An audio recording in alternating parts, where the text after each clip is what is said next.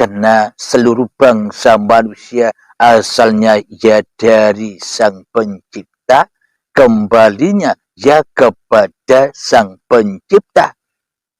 Bila di dalam hati manusia apapun agamanya, apapun golongannya, apapun alirannya, apapun madhabnya, di dalam hatinya merasa sebagai Sang Pencipta atas dirinya sendiri, ya mereka sama-sama tersesat dari jalan Tuhannya. Agama apapun, aliran apapun, golongan apapun, madhab apapun, bila di dalam hati kita belum ada Tuhan, maka tersesatlah jiwa-jiwa ini. Jiwa, nyawa, hati, roh masih diakui sebagai hak milik manusianya daripada hak milik Tuhannya di hatinya. Permisi ya.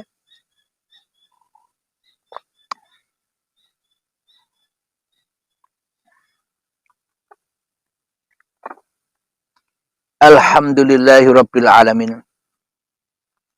Jadi caranya bagaimana untuk jadidu imanakum bila ilaha illallah di dalam tahun baru Islam ini. Tahun baru Islam, perbarui Islammu, perbarui keselamatanmu, perbarui imanmu, perbarui tempat kembalimu. Inna lillahi wa inna ilaihi roji'un. Harus kemanakah kau kembali? Kepada Tuhanmu-kah yang menciptakan dirimu, atau kau tetap kembali dan kembali kepada hawa nafsumu? Atau kau harus kembali kepada iblis dan setan yang selama ini kau berhalakan di dalam hatimu? Nah, perlu diketahui bahwa iblis dan setan itu tak goib. Selama iblis dan setan itu kita anggap goib, selamanya kita nyembah mereka. Kita ikut akidahnya, kita ikut agamanya, agama yang menyimpang dari agama Allah. Iblis diutus sujud kepada Adam, diperintah mentiadakan dirimu di hatimu, hanya aku sebagai Tuhanmu, karena iblis selama ini tidak makrifat, yakni yang dipandang hanya syariatnya. Kata siapa iblis makrifat? Bila iblis makrifat tentunya ya tidak berasa makrifat. Ya harus mengikuti arahan Allah untuk bersujud kepada Adam, yakni mentiadakan dirinya di hatinya. Berhubung iblis tidak makrifat, ya akhirnya makrifatnya kepada hawa nafsunya sendiri yang dipertuhankan selama ini. Itulah bukti bahwa iblis tidak makrifat seperti yang digaung-gaungkan oleh manusia selama ini. Iblis lebih makrifat daripada manusia. Kata siapa? Kan kata manusia. Tapi kata saya, iblis itu hakikatnya tidak makrifat, tapi merasa makrifat. Bila memang benar-benar iblis itu makrifat, tentunya sudah tak merasa makrifat lagi karena iblisnya, karena setannya, karena hawa nafsunya, karena manusianya sudah tak merasa makrifat lagi. Bagaimana mungkin iblis, manusia, setan merasa makrifat sementara di dalam hatinya tak ada yang maha makrifat? Sementara di dalam hatinya dirinya merasa ada, merasa makrifat daripada adanya Allah, daripada makrifatullah. Jadi bila memang benar-benar iblis itu makrifat, berarti pasti iblis dan setan itu jatuh tersungkur mengadamkan dirinya guna mengikuti perintah Tuhannya, maka nyatalah Tuhannya sebagai pencipta dirinya. Bila iblis dan setan, bila hawa nafsu dan diri manusia sudah tak merasa, sudah tak punya makrifat lagi. Inilah hakikat makrifat itu. Selama manusia merasa dirinya makrifat, hakikatnya masih jauh dari makrifat. Akan tetapi bila manusia sudah tak merasa bermakrifat lagi, bila manusia sudah tak merasa hidup lagi, bila manusia sudah tak merasa punya badan lagi, dan bila manusia tak merasa bisa sholat ibadah lagi, maka nyatalah bahwa manusianya sudah sampai kesempurnaan kepada keadamannya, yang ada hanya Allah. Apakah iman kita selama ini begitu? Bila iman kita selama ini begitu seperti imannya para nabi dan rasul, maka kita berhak mengakui jadidu imanakum bila ilaha illallah, memperbarui iman. Tapi bila iman kita tidak demikian selama ini, apa yang mau diperbarui? Wong selama ini kita tidak nyembah Allah, kita tidak mengabdi kepada Allah. Apanya yang mau diperbarui? Apa persekutuannya yang diperbarui? Apa kesirikannya yang diperbarui? Coba kita pikirkan. Maknanya yang bisa memperbarui itu siapa? Ya penciptanya, bukan manusianya. Bila imannya masih di dalam hawa nafsunya, bila yang ada di dalam hati hanya diri kita sendiri, sampai kapanpun kita takkan pernah bisa beriman, apalagi memperbarui. Iman saja tak punya, apalagi diperbarui. Tentunya yang diperbarui hanyalah kerajaan-kerajaan iblis dan setannya di hatinya selama ini. Alhamdulillahirabbil alamin.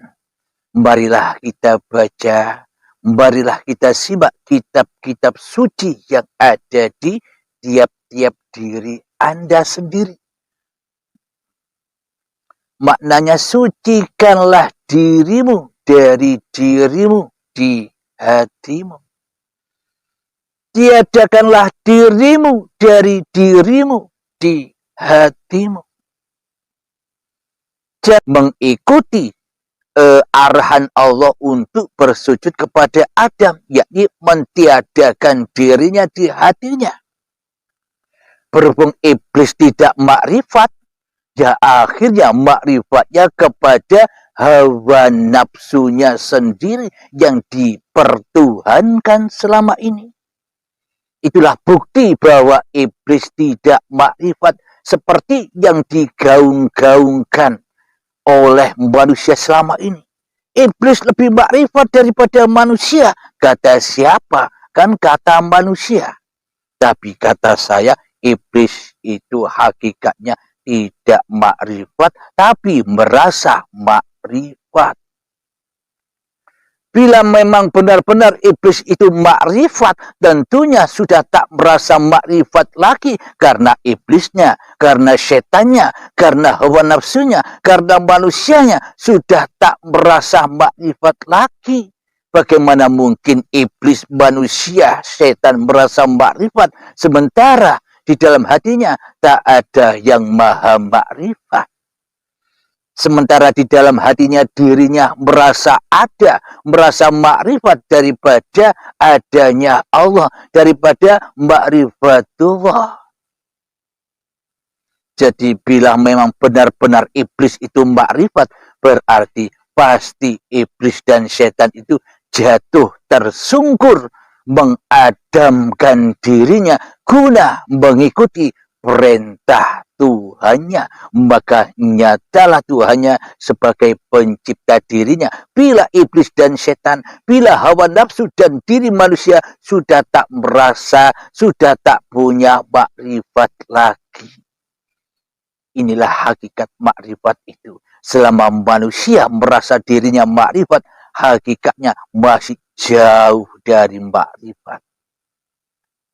Akan tetapi bila manusia sudah tak merasa bermakrifat lagi, bila manusia sudah tak merasa hidup lagi, bila manusia sudah tak merasa punya badan lagi, dan bila manusia tak merasa bisa sholat ibadah lagi, maka nyatalah bahwa manusianya sudah sampai kesempurnaan kepada keadamannya, yang ada hanya Allah.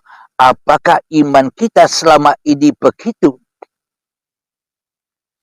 Bila iman kita selama ini begitu seperti imannya para nabi dan rasul, maka kita berhak mengakui jadidu imanakum bila ilaha illallah, memperbarui iman. Tapi bila iman kita tidak demikian selama ini, apa yang mau diperbarui? Wong selama ini kita tidak nyembah Allah, kita tidak mengabdi kepada Allah, apanya yang mau diperbarui? Apa persekutuannya yang diperbarui? Apa kesirikannya yang diperbarui? Coba kita pikirkan. Maknanya yang bisa memperbarui itu siapa? Ya penciptanya, bukan manusianya.